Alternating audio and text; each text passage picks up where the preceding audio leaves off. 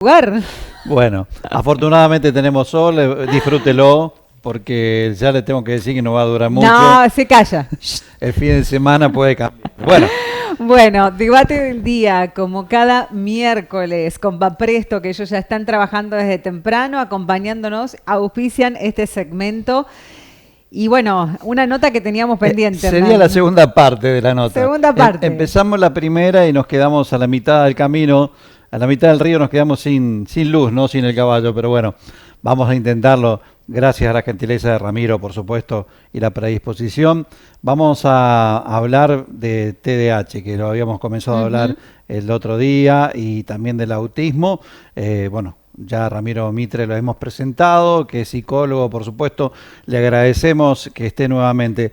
Ramiro, buen día, buen miércoles nuevamente. Hola, muy buenos días, Hernán, Ivana. Muchísimas gracias por la invitación nuevamente y otra vez gracias por la paciencia. No, gracias A a vos por la vos. predisposición y bueno, esperemos que no tengamos hoy el corte de energía del otro día. Bueno, vamos a entrar en contexto y habíamos comenzado a hablar del TDAH y también a analizar un poco, por supuesto, el hecho era, como decíamos, dar a conocer, arrojar un poco de luz, incluso a nosotros también, sobre el TDAH, qué es, incluso las diferencias que hay con el autismo. Hoy en día se ha descontracturado, digamos, este tema y ya en lo que es el entorno, ¿no? Incluso educativo también se lo trata de otra manera. Pero bueno, volvamos al génesis y hablemos del TDAH, de qué se trata, hablemos por supuesto también de lo que habíamos comenzado en el día de ayer, el otra semana, perdón.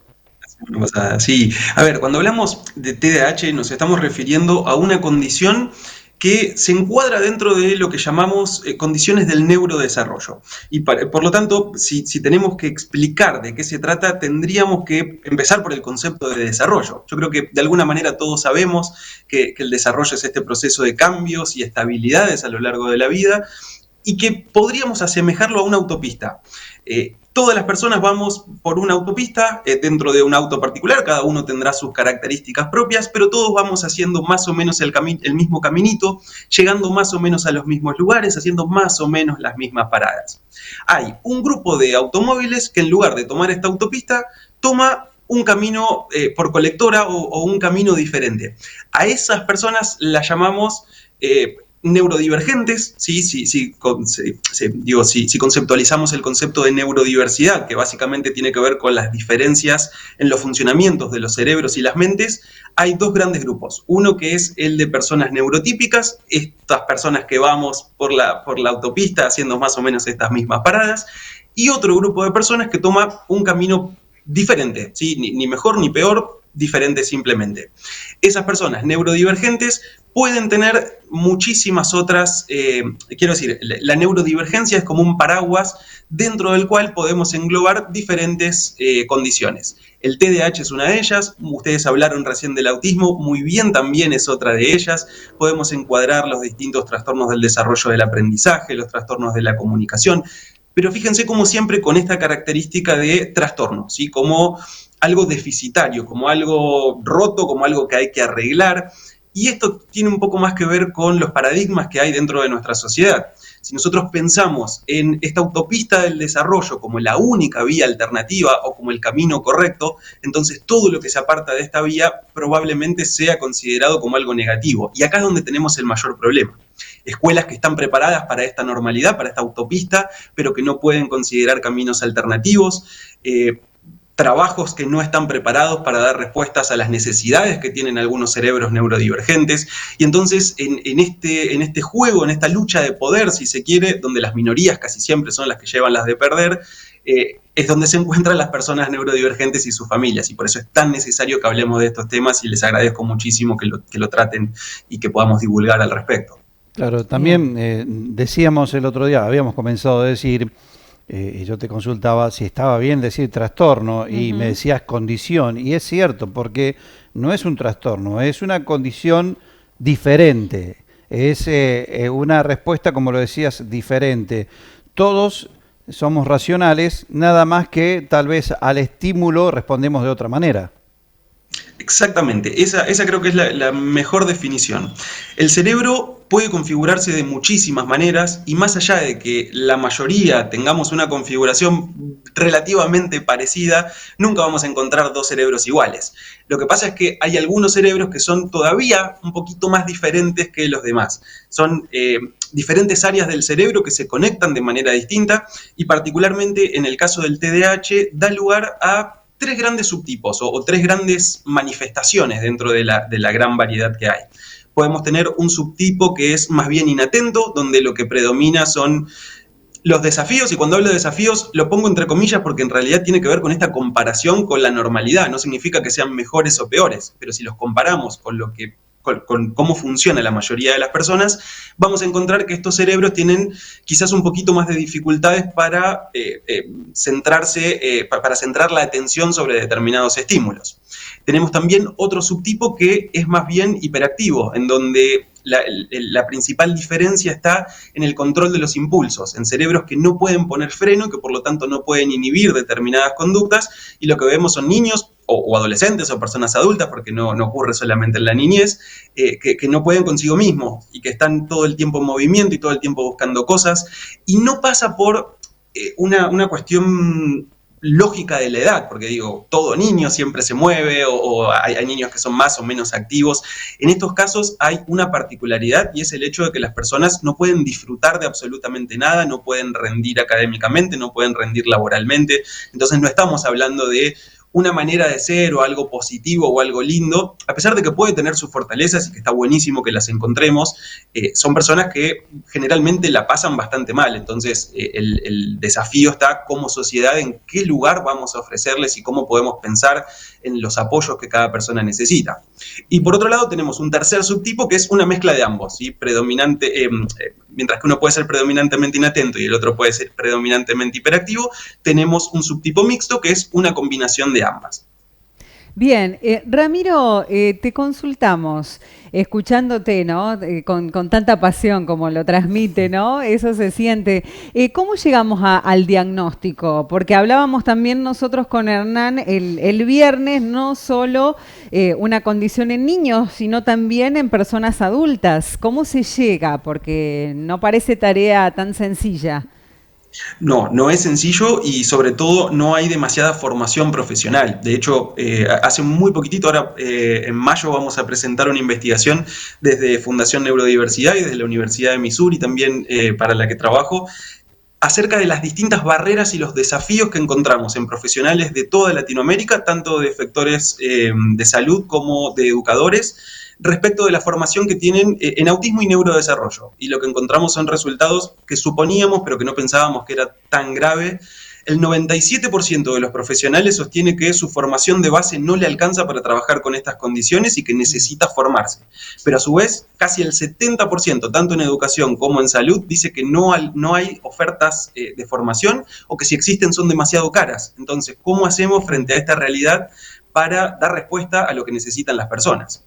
Bien. Por un lado, el diagnóstico siempre se hace en función de este déficit y esto es algo que cada vez más las comunidades neurodivergentes están tratando de cambiar porque lo queramos o no, siempre termina teniendo una connotación negativa. Si yo tengo un diagnóstico por autismo, por TDAH o por la condición que sea, el resto de la sociedad no me va a mirar de la misma manera. Más allá de que cada vez, y gracias a que ustedes como medios de comunicación tocan estos temas y se difunde más, cada vez estamos sabiendo más, pero la realidad es que las actitudes no cambian de un día para otro y por eso es necesario seguir aumentando el conocimiento. Entonces, el principal momento, o mejor dicho, el momento en el que la mayoría de las personas llegan al diagnóstico hoy por hoy es en la edad escolar. Generalmente después de segundo o tercer grado, cuando vemos que los niños no pueden rendir de la misma manera o que hay algunos desafíos, entonces ahí, por lo general, la consulta es médico o cualquier especialista del área de la medicina para descartar que haya alguna cuestión orgánica, por supuesto, y luego generalmente es la evaluación con psicopedagogía o con neuropsicología para evaluar justamente cuáles son estos procesos tanto atencionales como de funcionamiento ejecutivo. Las funciones ejecutivas son aquellas operaciones mentales que nos permiten ponernos metas y cumplirlas y que en TDAH suelen tener algún tipo de compromiso. Para las personas adultas, especialmente aquellas que cursaron a ver, es una condición de por vida, entonces cursaron con ella en su infancia, en su adolescencia, y generalmente a costa de pegarse la cabeza contra la pared muchísimas veces, de sufrir muchísimo y sin entender por qué. Y por supuesto que siempre se puede llegar a un diagnóstico, de hecho cada vez más personas adultas están consiguiendo su diagnóstico en la adultez, y es un antes y un después. Por un lado, porque se puede pensar en apoyo, se puede pensar en estrategias terapéuticas y en acompañar a la persona para que pueda lidiar mejor con los desafíos que enfrenta, pero fundamentalmente esta reconstrucción de la identidad a partir de la condición. No era yo el bicho raro, no era yo la persona que iba en contra del mundo, no era yo el caprichoso como todo el mundo me decía, sino que era mi cerebro que no podía con esta situación. Insisto, a costa de mucho sufrimiento, pero es una buena manera también de explicar por qué el sufrimiento en esta primera infancia. Yo creo que si tenemos que pensar en algo es que haya mejores procesos de identificación y que se puedan brindar los apoyos para que las personas que hoy están en su infancia y que tienen alguna condición, el día de mañana no lo sufran de la misma manera y mucho mejor aún, que puedan encontrar puentes dentro de nuestra sociedad para desplegar todas sus habilidades. Sí, seguro. Bueno, claro. Lo que decía Ivana es porque hay un caso conocido de un escritor español que incluso a los 40 años descubrió que tenía TDAH, bueno, es autor de un libro y demás, por eso no solamente en ese sentido. Ahora, por el otro lado, Ramiro, como para ir cerrando también la idea, sabemos y lo decíamos también el otro día, antaño, cuando ocurría, digamos, dentro del seno familiar, un caso, ya sea de autismo, que hay distintos espectros, por supuesto, o de TDAH, lo que sea, es como que, como decís vos, era una vergüenza de la sociedad respondía negativamente o se los escondía o no se los, digamos, estimulaba de tal manera para que vayan progresando. Eso afortunadamente ha cambiado. Y la pregunta es la siguiente, digamos, si bien se detecta mayormente en la edad escolar, en una familia cuando aparece un caso de esto, digamos, cómo tiene que accionar, cómo tiene que prepararse. Y por el otro lado, ¿qué indicadores tiene que observar para ver si hay algún signo de que pueda tener, digamos, estas condiciones?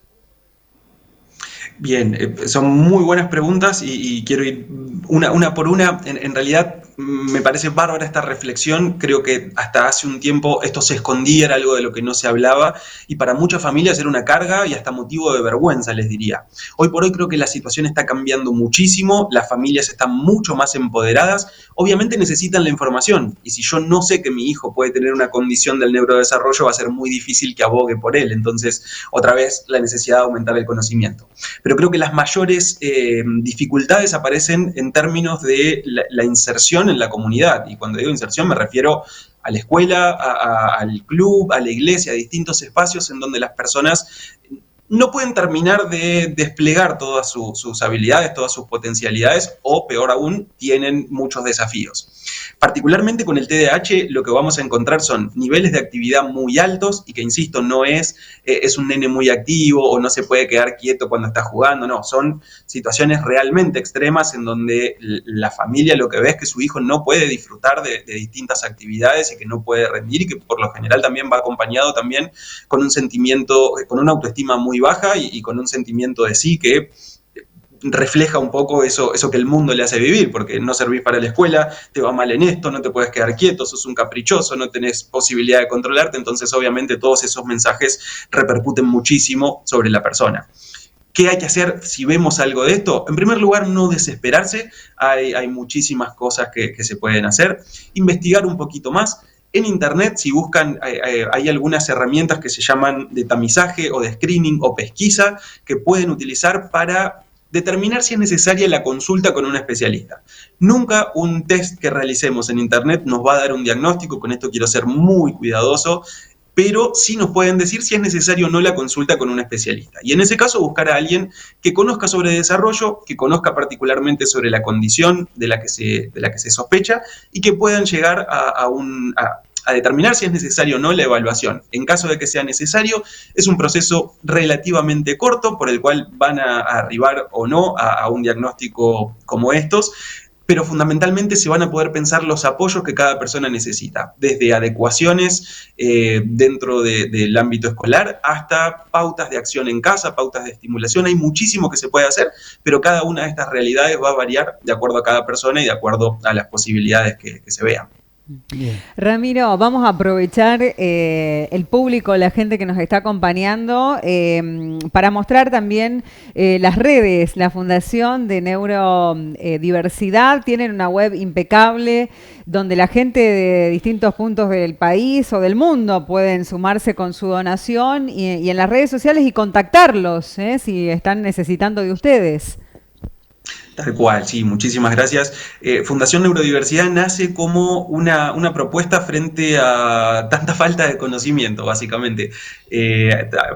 Particularmente trabajé toda mi vida en el ámbito clínico y siempre dedicado al mundo del autismo y las neurodivergencias. Y en un punto sentimos con un grupo de colegas y con muchos familiares que fui conociendo en el proceso, que no alcanzaba con el trabajo clínico. Podíamos trabajar con 50, 100, 200 personas en un año, pero esto no iba a solucionar el problema que existía en la sociedad. Entonces, de alguna manera creamos la organización para poder romper con estas barreras. Ofrecemos charlas gratuitas, cursos abiertos, seminarios, congresos. Tratamos de que toda la información esté al alcance de todo el mundo, entonces la mayoría de nuestras actividades son gratuitas. Por supuesto, tenemos algunas otras que sí implican algún tipo de pago, y todo lo que se recauda va a beneficio de la fundación y por supuesto es para seguir sosteniendo estas actividades. Así que les agradezco la posibilidad de poder hablar. Estamos muy orgullosos de todo lo que logramos y sabemos que es algo que la gente disfruta y necesita especialmente, así que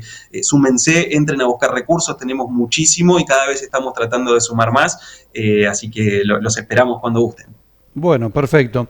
Mira, Ramiro, te vamos a agradecer profundamente.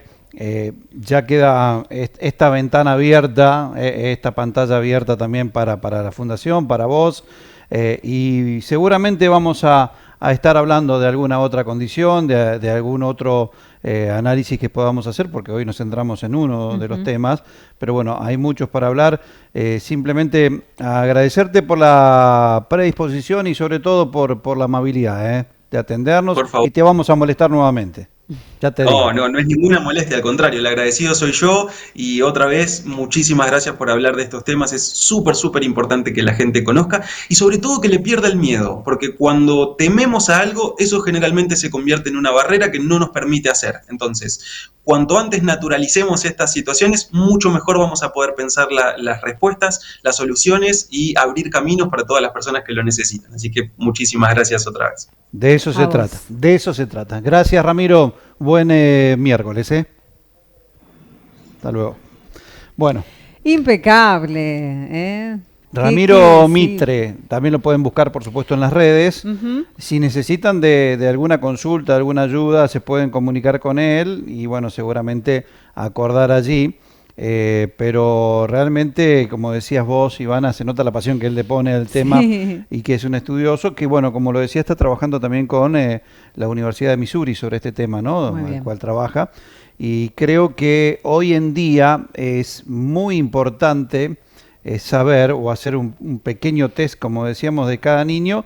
Vuelvo a insistir, porque hay personas que transitan tal vez toda su edad de niño y adolescente con esta condición y cuando son adultos recién